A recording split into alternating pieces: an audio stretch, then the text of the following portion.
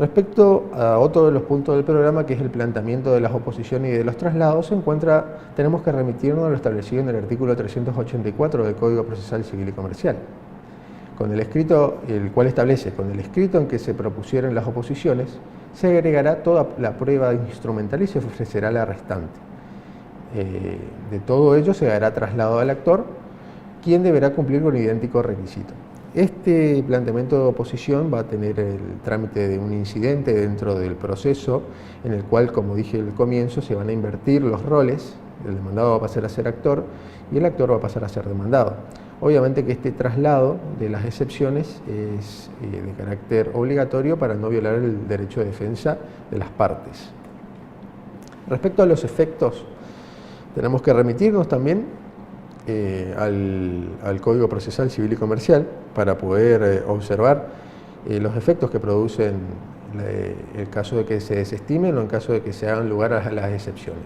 El 350 del Código Procesal nos indica el efecto que va a tener la resolución que desestima la excepción de incompetencia, el cual establece que una vez firme la resolución que desestima la excepción de incompetencia, las partes no podrán arguir la incompetencia en lo sucesivo, tampoco podrá ser declarada de oficio. ¿Qué es lo que quiere decir esto? Si nos remitimos a clases anteriores y recordamos lo que es el principio de preclusión, vemos que el proceso debe avanzar. Por ende, en caso de que esto ya sea una resolución justamente se encuentra firme, que desestime la excepción de incompetencia, directamente ya no se la puede volver a plantear ni por las partes ni por el juez en forma oficiosa. En caso de las resoluciones y los recursos, el artículo 351 del CPCC establece que el juez resolverá previamente sobre la declinatoria y la litispendencia. En caso de declararse competente, resolverá al mismo tiempo sobre las demás oposiciones previas. Esta primera parte del artículo nos deja establecido el orden en que debe resolver el juez las excepciones en caso de que sean varias las que se le planteen. Primeramente tiene que resolver obviamente lo relativo a la declinatoria, que es la competencia, es lo principal, puesto que si es incompetente directamente tiene que proceder a remitir las actuaciones al juez competente para que, bueno, justamente este sea el que resuelva la causa. También debe resolver luego en caso de que rechace la declinatoria, la excepción de incompetencia, va a tener que resolver sobre la litispendencia, que era otra de las excepciones que pueden llegar a hacer que las actuaciones se archiven, como lo acabamos de decir previamente. Y bueno, en caso de que se declare competente y que no haya litispendencia, procede a resolver sobre las demás excepciones planteadas.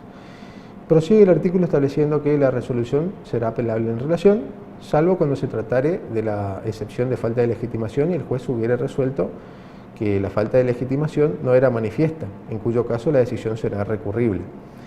La falta de legitimación, al no ser manifiesta, se la va a resolver o se la va a tratar en la sentencia definitiva. Y en caso de que la falta de legitimación sea manifiesta, da lugar a que se produzcan pruebas a fin de justamente resolver en el momento tal falta de legitimación antes de llegar a la sentencia definitiva.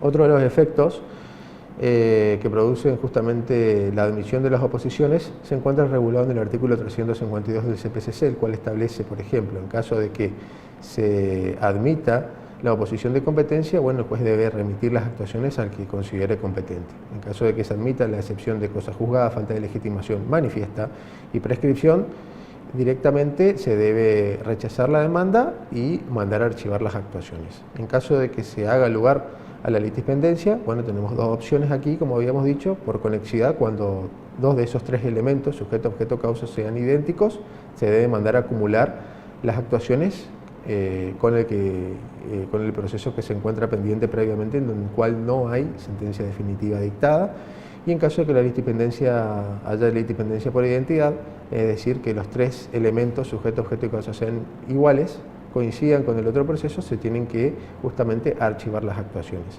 Y en caso de la excepción de defecto legal, esta excepción lo que admite es que se establezca un plazo, el juez establece un plazo para que se purguen los vicios de la demanda para luego proseguir con el normal trámite del proceso. Luego tenemos respecto al efecto A los efectos del rechazo de las oposiciones o de la subsanación de los defectos, el artículo 353 establece que consentida o ejecutoriada la resolución que rechaza las oposiciones previstas en el artículo 345, en su caso subsanada la falta de personería, se declarará reanudado el plazo para contestar la demanda. ¿Sí? O sea, cuando nos referimos a una sentencia consentida o ejecutoriada, son dos cosas diferentes. Se encuentra consentida la resolución cuando el demandado no haya interpuesto ningún recurso, es decir, consciente, da su parecer, da su acuerdo, su consentimiento a que esta resolución entiende que es correcta. Y una resolución se encuentra ejecutoriada cuando ya no existen recursos que pueda oponer el demandado para poder cambiar la decisión de esa resolución, ¿sí? Entonces, una vez que sucede esto, con esa resolución que rechaza las oposiciones, el proceso debe continuar. El plazo para contestar demanda vuelve a correr. Y la última parte del artículo 353 establece justamente que una vez subsanado el defecto legal, esa excepción de defecto legal, se debe correr un nuevo traslado por el plazo establecido en el artículo 340, que es el plazo de 10 días. Contestación de la demanda. ¿En qué consiste? Bueno, justamente consiste en que el demandado, es la oportunidad que tiene el demandado para poder oponer todas las defensas, los medios defensivos y las excepciones que tienen en su poder, como para poder detener o hacer que la pretensión del actor no avance y sea desestimada por el juez. Es importante justamente esta contestación de demanda porque va a fijar los límites, va a delimitar los temas que se van a tratar en el proceso, los temas sobre los cuales debe decidir, los asuntos sobre los cuales va a decidir el juez al dictar sentencia, ¿sí? Delimita el tema decidendum, como dijimos previamente. Respecto a los requisitos de la contestación de demanda, tenemos que previamente, el primero de ellos es reconocer, el demandado al contestar la demanda debe reconocer o negar categóricamente cada uno de los hechos expuestos en la demanda. Es decir, que en caso de que guarde silencio o haga una negativa meramente genérica o de respuestas evasivas, da la posibilidad al juez a valorar justamente esta contestación y tener por afirmados los hechos de la demanda. Otro de los requisitos de la contestación de la demanda es justamente el demandado debe reconocer la autenticidad de los documentos acompañados por la contraria. Y aquí, a diferencia de lo que sucede en el punto anterior, en el cual en caso de que se niegue, en caso de que se guarde silencio, haya respuestas evasivas o haga una negación meramente genérica, en la cual en el caso de los hechos habilita el juez a valorar estos enunciados, en el caso de los documentos directamente se los va a tener por el no reconocido, ¿sí? El juez no es cuando lo va a valorar, sino que en caso de que no guarde silencio respecto a los documentos que acompañe la parte actora, se va a tener por los mismos, el juez debe tener a los mismos por auténticos. Debe especificar con claridad los fundamentos de la defensa, debe aportar toda la prueba documental que tiene en su poder o directamente indicar en qué lugar se encuentran. De esta prueba documental debe acompañar copias para traslado, para darle justamente traslado a la contraria, así defender su derecho de defensa. Y en caso de que se pueda admitir la prueba documental conocida con posterioridad a la contestación de demanda, o también la prueba documental con anterioridad a la contestación de demanda, pero en este caso debe jurar que tuvo desconocimiento de la misma el demandado para que pueda incorporarse al proceso. El plazo para contestar demanda se encuentra estipulado en el artículo 340 del Código Procesal Civil y Comercial, el cual en su primer párrafo establece que tiene, al momento de interponer la demanda, el actor, en el término de 5 días se le debe dar traslado al demandado para que conteste demanda. Esta contestación se la debe efectuar en el plazo de 10 días y existe un plazo extra denominado plazo de gracia, que son las 2 primeras horas del día siguiente al último día, o sea, el día número 11. En caso también, este plazo se puede ampliar en razón de la distancia. Específicamente se amplía un día en razón de 200 kilómetros o fracción que no baje de 100 kilómetros. Y en caso de que el demandado se encuentre domiciliado fuera de la República, es el juez quien va a fijar el plazo para la contestación, teniendo en cuenta la distancia y la mayor o menor dificultad de las comunicaciones. Respecto a los efectos de la falta de contestación, tenemos que, en caso de que exista justamente una negativa genérica, respuestas evasivas o silencio, acuérdense, en caso de los hechos, el juez puede directamente valorar y tener por confirmados los hechos afirmados por el actor en su demanda. Y en caso de los documentos, directamente se los tiene por auténticos. Los documentos que, vamos a aclarar, los documentos acompañados por el actor, ¿sí? De este documento acompañado por el actor se debe dar también traslado. Las copias de estos documentos se le debe dar traslado a la demandada para que ésta la observe y justamente si no es auténtico las debe impugnar. Si en caso de que no diga nada, se las tiene por valederos, ¿sí? Por auténticos. Y en caso de silencio, tenemos que en la contestación de la demanda, este silencio puede ser total, en tal caso, bueno, sucede lo que acabamos de decir, y en caso de ser parcial, justamente se va a achicar el objeto del litigio, justamente a esos hechos controvertidos y conducentes sobre los cuales no ha guardado silencio y ha contestado la demanda.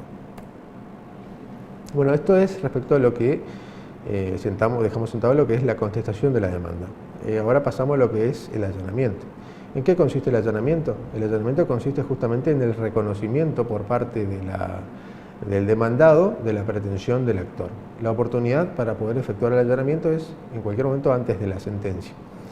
Tiene diferentes caracteres. El primero de ellos es total, porque bueno, en principio tiene que allanarse a todas las pretensiones que intenta hacer valer el actor.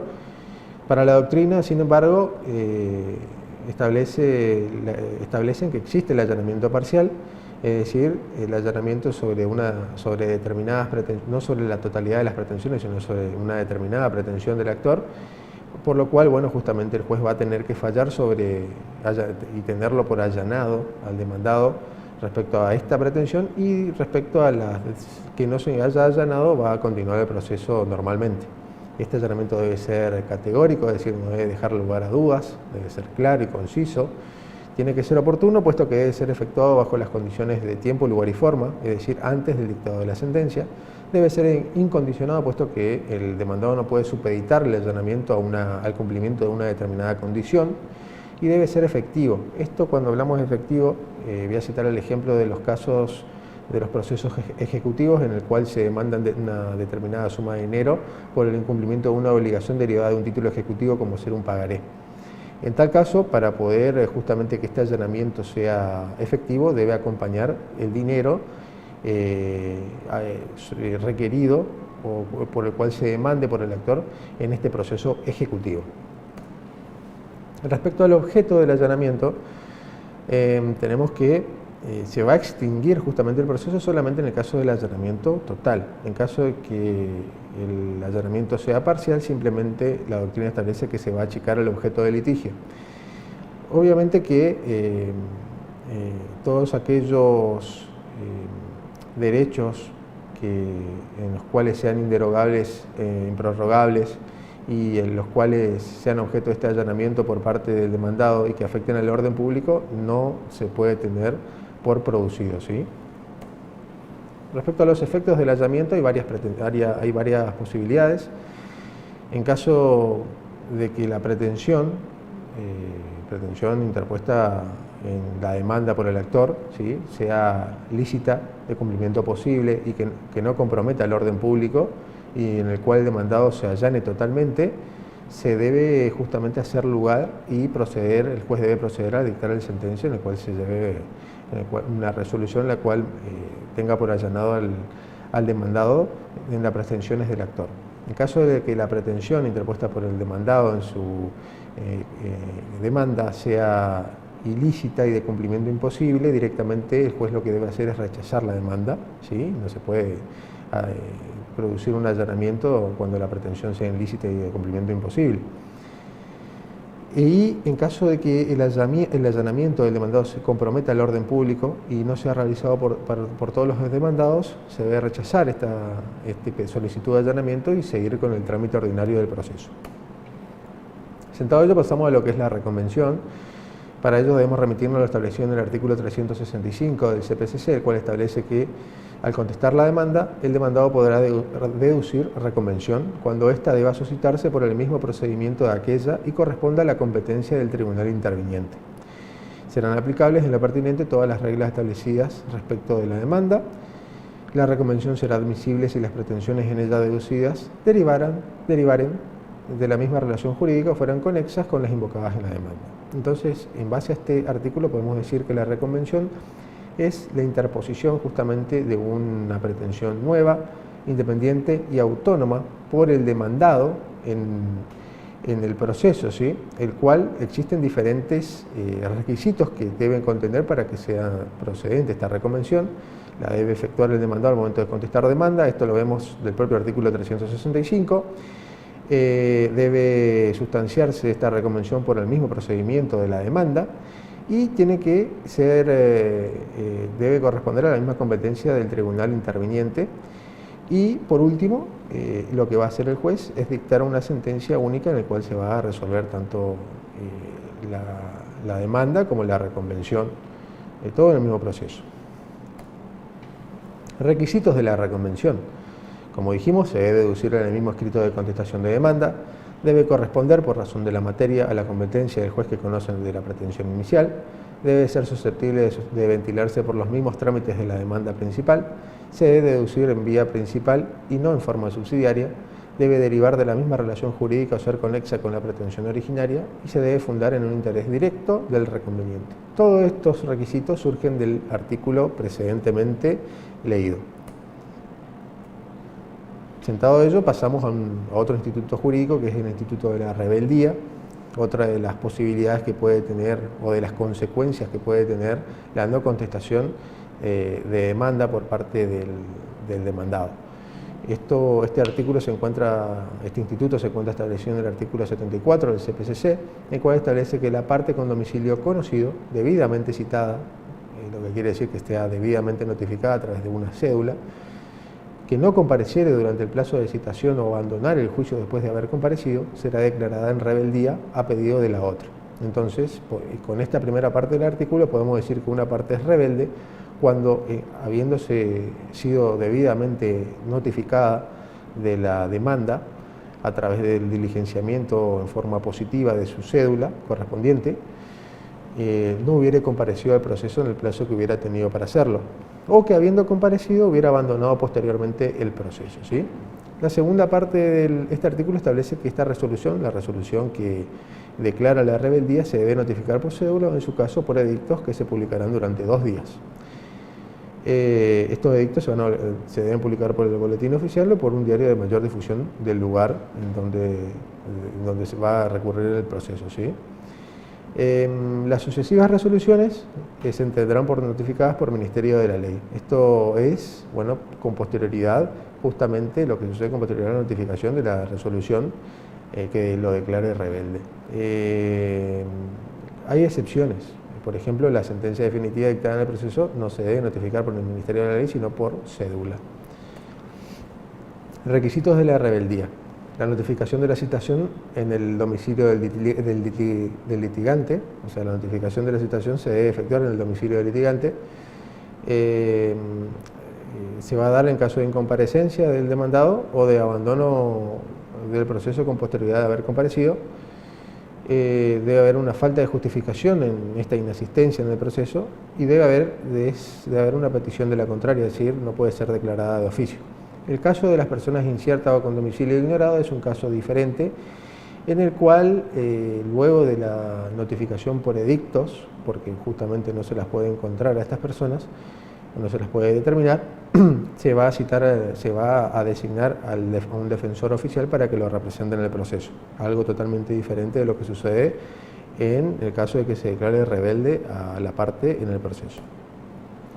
Esta declaración de rebeldía tiene efectos, los cuales se encuentran establecidos en el artículo 75 del CPCC, y el cual establece que la rebeldía no alterará la secuela regular del proceso, es decir, el proceso continúa luego de la declaración de rebeldía.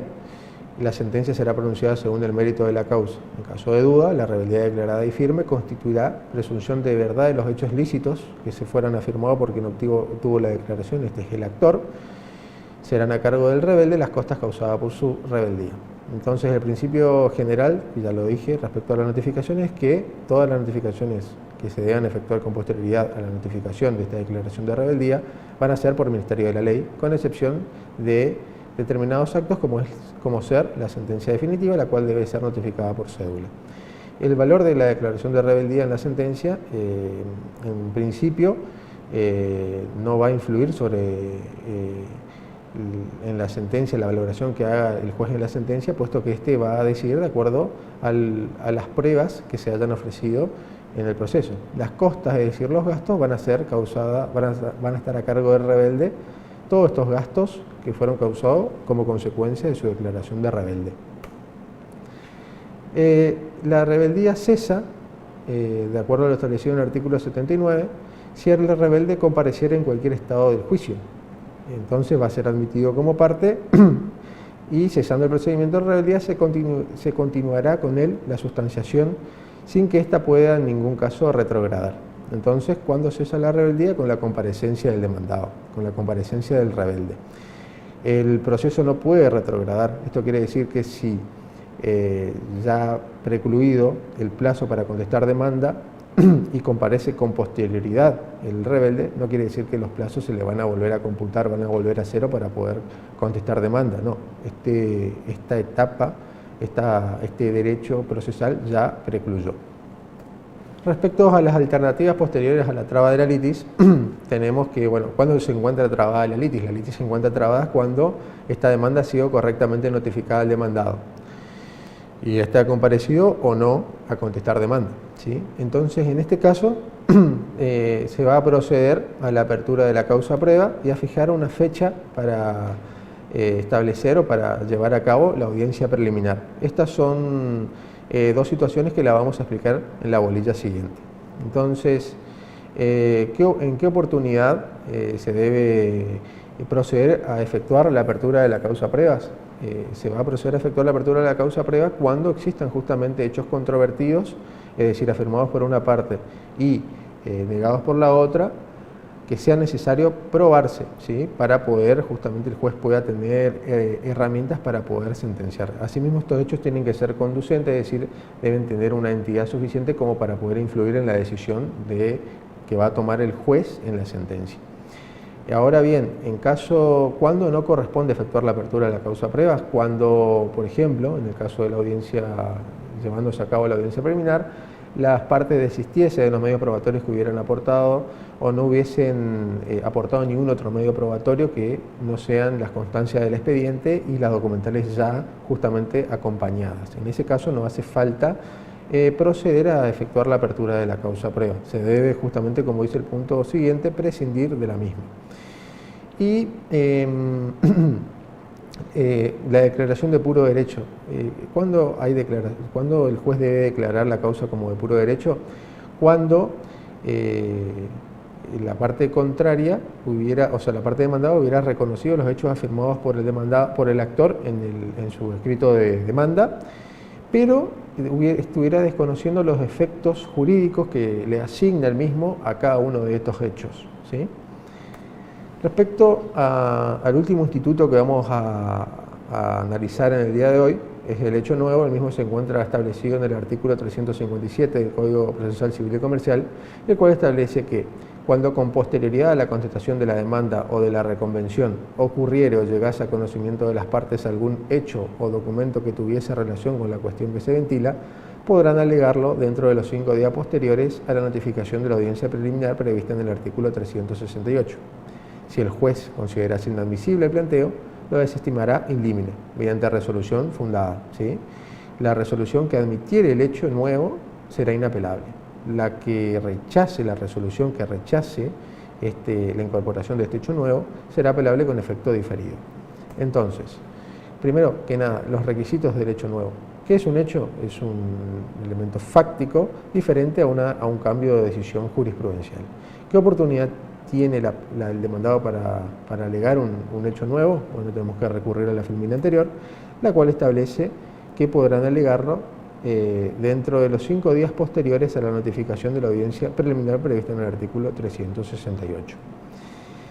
Este hecho nuevo tiene que tener una relación, debe encontrarse relacionado con la cuestión ventilada en el proceso. Esto implica una doble implicancia. Primero que nada, debe influir en la decisión final que tome el juzgador en la sentencia y no debe variar la litis, es decir, no debe alterar los elementos del sujeto, objeto y la causa, porque esto implicaría la modificación de la demanda, de la contestación de la demanda. Bueno, eso es todo por hoy y seguiremos con el desarrollo de la bolilla 8 en la siguiente clase.